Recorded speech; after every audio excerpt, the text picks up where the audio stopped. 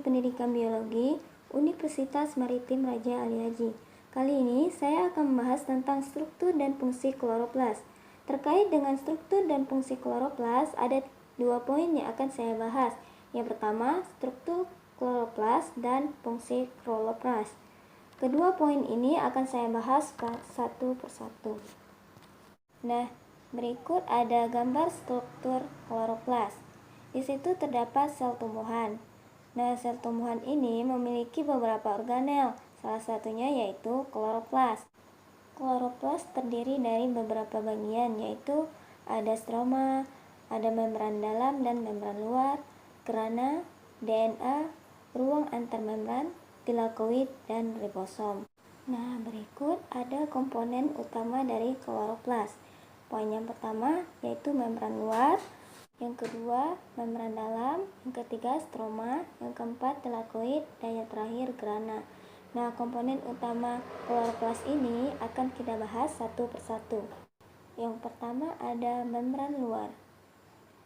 Membran luar kloroplas tumbuhan dipisahkan dari membran dalam oleh ruang antar membran yang tebalnya 10 nanometer. Membran ini permeabel terhadap senyawa-senyawa dengan berat molekul rendah seperti nukleotida, fosfat inorganik, derivat yang mengandung fosfat, asam karboksilat, dan sukrosa. Jadi, ruang antar membran dapat dengan bebas menggunakan segala macam molekul nutrien dari sitosol. Dilihat dari permeabilitasnya, fungsi membran luar kloroplas dan mitokondria mempunyai persamaan. Selanjutnya ada membran dalam. Membran dalam kloroplas merupakan barier atau penghalang antara sitosol dan stroma kloroplas. Membran dalam permeabel terhadap sukrosa, sorbitol, dan macam-macam anion, misalnya trikarboksilat, fosfat, persenyawaan-persenyawaan seperti nukleotida dan gula fosfat. Meskipun membran dalam impermeabel terhadap sejumlah persenyawaan, namun membran dalam permeabel terhadap CO2 dan asam monokarboksilat tertentu seperti asam asetat, asam gliserat, dan asam glikolat, serta kurang permeabel terhadap asam amino. Seperti membran dalam mitokondria, membran dalam kloroplas berisi karier khusus untuk mentransport agen metabolik penting dalam fotosintesis seperti fosfat, fosfogliserat, dehidroksyaceton fosfat, dan dikarboksilat dan ATP. Selanjutnya ada stroma. Cairan yang berada dalam membran-membran ganda disebut stroma. Komponen internal serta beberapa zat terlarut tersebar di stroma. Stroma kaya akan protein dan mengandung beberapa enzim yang diperlukan untuk proses penting seluler. DNA kloroplas juga hadir dalam stroma bersama ribosom dan molekul lain yang diperlukan untuk sintesis protein. Pati disintesis melalui fotosintesis, disimpan dalam stroma dan bentuk butiran. Kemudian ada tilakoid. Selain dua membran yang membentuk membran, kloroplas mengandung sistem membran internal yang ketiga yang disebut membran tilakoid. Tilakoid internal, membran terikat kompartemen yang dibentuk oleh membran tilakoid tersebut. Bagian internal tilakoid disebut dengan lumen tilakoid dan berisi plastisianin. Selanjutnya grana. Beberapa tilakoid tersebut diatur dalam bentuk cakram yang ditumpuk antara yang satu dengan yang lain. Nah, tumpukan ini disebut dengan grana dan terhubung satu sama lain melalui tilakoid intergrana atau tilakoid stroma. Kepadatan grana pada kloroplas organisme autotrof itu berbeda-beda. Perbedaan ini salah satunya disebabkan oleh faktor adaptasi terhadap lingkungan.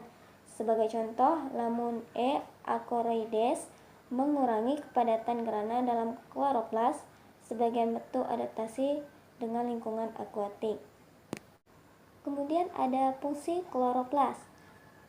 Nah, fungsi kloroplas adalah tempat berlangsungnya proses fotosintesis yang terdiri dari satu set reaksi yang memanfaatkan energi matahari dan mengubahnya menjadi energi kimia.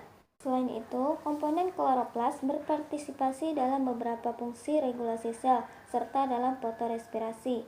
Pada dasarnya, fotosintesis seperti juga reaksi pada mitokondria merupakan pembentukan ATP dan melibatkan transfer hidrogen dan elektron dalam senyawa seperti NADH dan sitokrom.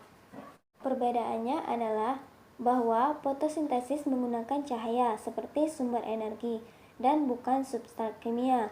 Fotosintesis menggunakan CO2 dan air dan menghasilkan oksigen dan karbon dioksida. Nah, berikut ada reaksi fotosintesis yaitu 6CO2 ditambah 12H2O tambah energi cahaya menghasilkan C16H12O6 ditambah 6O2 tambah 6H2O. Kemudian ada peran kloroplas dalam fotosintesis. Nah, diikuti dengan deskripsi peran berbagai komponen kloroplas.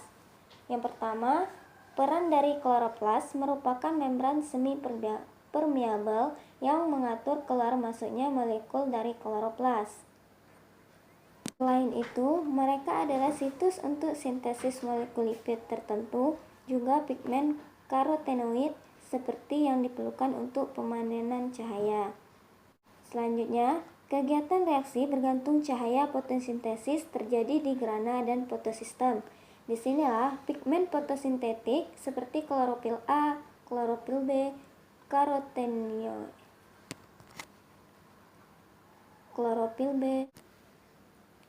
karotenoid menyerap energi cahaya yang kemudian digunakan untuk memecah molekul air dan pada akhirnya menimbulkan ATP, NADPH2, dan oksigen. Selanjutnya, stroma kloroplas merupakan tempat untuk reaksi fotosintesis gelap. Enzim-enzim di stroma memanfaatkan karbon dioksida dari atmosfer seperti ATP dan molekul NADPH2 dilepaskan dari grana untuk mensintesis molekul gula dan pati.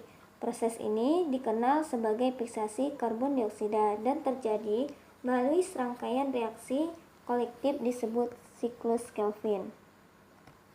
Kemudian, bagian reaksi yang terjadi dalam proses fotorespirasi atau fisasi oksigen tergantung cahaya terjadi pada stroma dari kloroplas.